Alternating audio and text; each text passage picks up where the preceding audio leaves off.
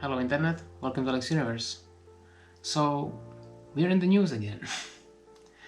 When I was filming the video about the second wave of COVID-19 in Prague, or in Czechia in general, oh boy, I had no idea.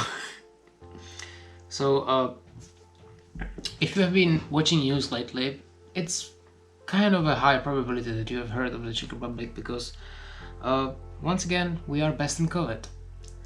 By the way, if you didn't know, our Prime Minister, after we managed the first wave of COVID-19, he was bragging on some international convention about how we managed this and how we are best in COVID. And now that's why I named this video like this, because now it has a completely new meaning. So if you're interested what the situation looks now in the Czech Republic, let's go for it.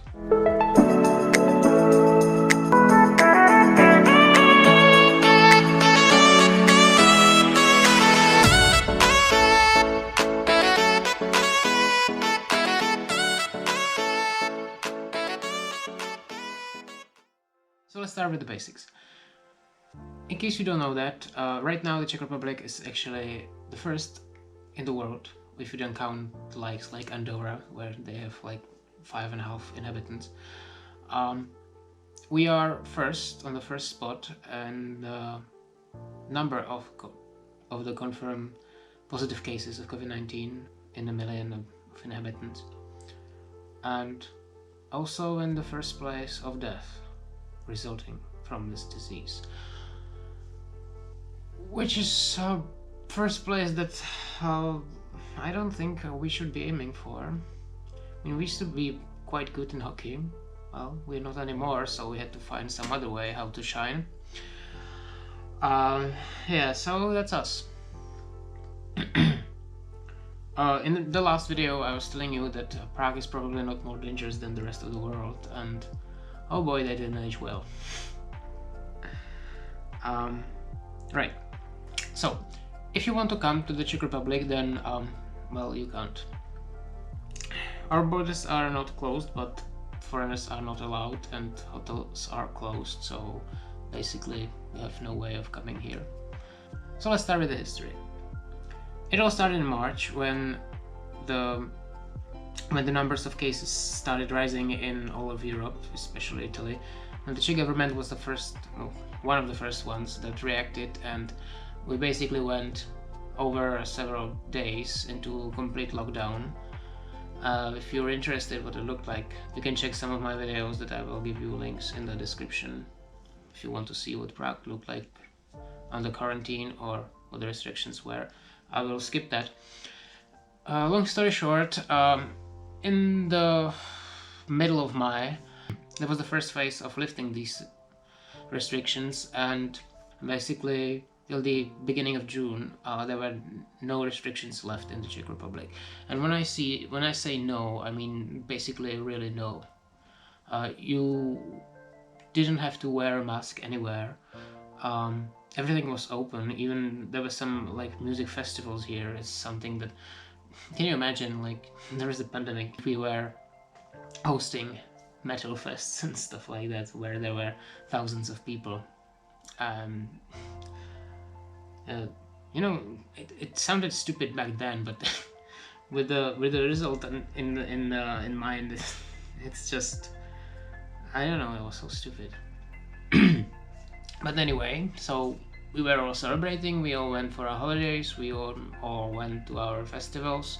I mean, not me personally, but I mean, like, I'm using this, it's not the majestic plural, it's just like this humble plural when I'm speaking on behalf of the whole of the Czech Republic. Yeah, we basically fucked up big time. And also, one thing that you need to understand when you talk about it or when you think about the Czech Republic, it's our government. Our Prime Minister is, how to say this mildly. He's a big populist. So what he does is he checks the polls and then he makes decisions on behalf of the whole republic based on these, instead of on the decisions or opinions of some experts and medical authorities. Well, At first, this didn't seem to be a bigger problem. We had some clusters of COVID over the summer, but it wasn't difficult. But I mean, it was noticeable at midsummer sometime when several of the European countries actually forbade Czechs to come to their territory. You can name Norway, Latvia or Lithuania. I don't know, I always got these two mixed up. Slovenia, it doesn't matter, I don't know. You know, always, right now it's like the whole of Europe. But so it started to be a problem, but most of the people refused to see it as a problem. So we went on, we still didn't wear a mask. And then our health minister, or at least the experts on the health ministry, had the opinion that it would be wise to start wearing the masks. So they say, okay, we may have a problem, let's start wearing them in a month. And they said in the beginning of August, we will start wearing them in the public transportation in September. Yeah, I mean, if I knew how to create some special effects, my head would just now explode. But okay, trust me, this is still not the stupidest thing that happened here over the last few months. So, in the end of August, our health minister made the decision that it will be necessary to wear face masks in the public transportation right away, and also at schools and in some indoor places. People started to get really pissed on the internet. Our prime minister read it. He changed the decision, and no more masks. Well, then it started to look that we will not be able to avoid what I would call New Italy. But still, life went as usually. Over September, our health minister was forced to resign because, well, they needed someone to blame. So he was made to resign. We got a new one. It was actually a very famous epidemiologist that was like the hero of the first wave. So everybody was excited except everybody because right at the moment it was no longer possible to maintain the situation with some mild measures, and we were starting to aim at the state lockdown. I mean, nobody stated it for sure, but we all knew that it was coming. And boy oh boy it came. But, you know, the strangest thing, it didn't come at once. So first they changed the opening hours of restaurants. First it was till midnight, then it was till 10 o'clock, then 8 o'clock, you know, and this basically happened in the span of several days, and every 2 days there were new requirements, new restrictions, new measures. And you basically like had to watch news 24/7 in order to know if you can go buy bread. So right now, where we're at, basically everything is closed, especially bars, restaurants cannot be open. Most of the shops are closed, or the only thing are like groceries and pharmacies, stuff like that. You don't need to watch the news anymore because basically everything is forbidden, so you don't need to read about it every time. And so as you can imagine, the trust for our government among the population is really minimal. I mean, how can you believe someone who apparently has no idea what they're doing? And they keep promising there will be no more restrictions, this will change in 2 weeks. And of course, the more they were lying, or they were looking like they have no idea what they're doing, the more people refuse to follow these rules.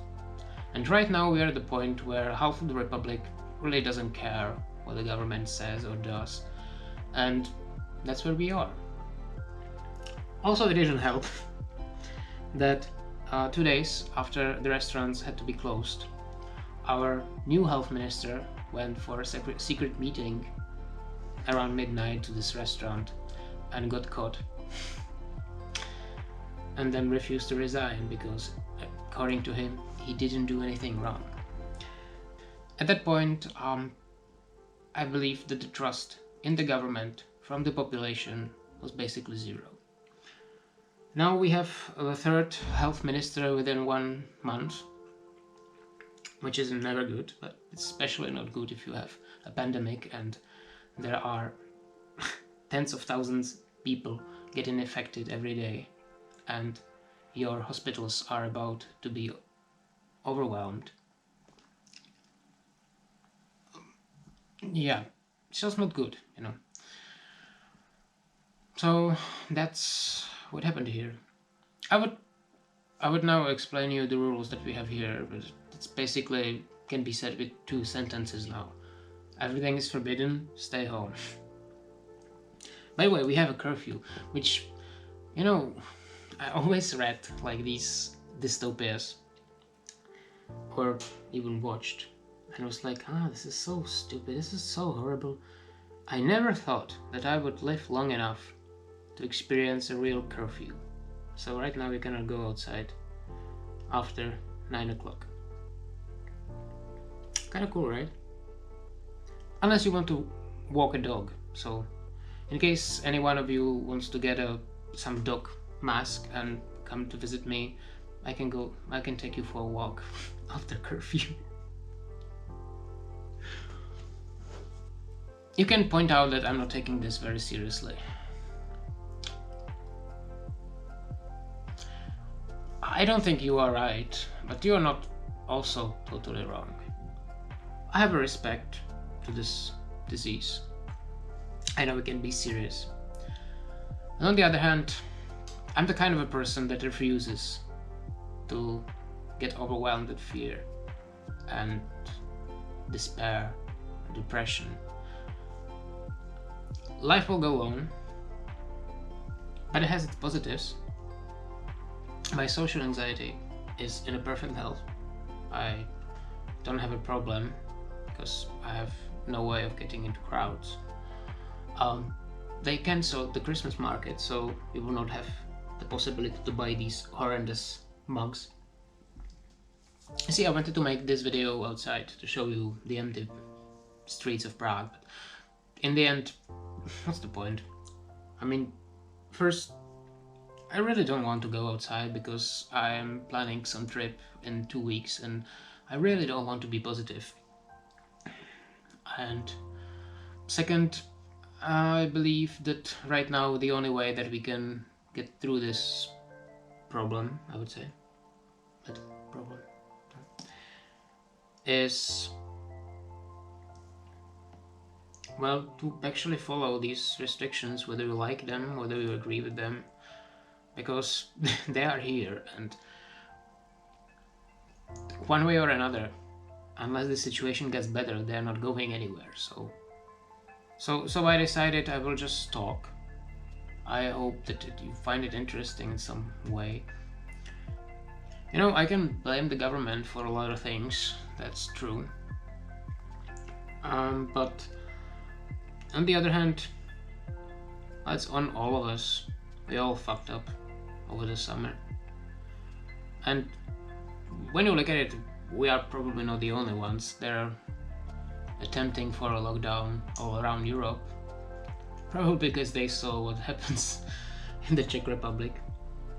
I read somewhere that the Czechs are bravely dying for the whole of Europe, so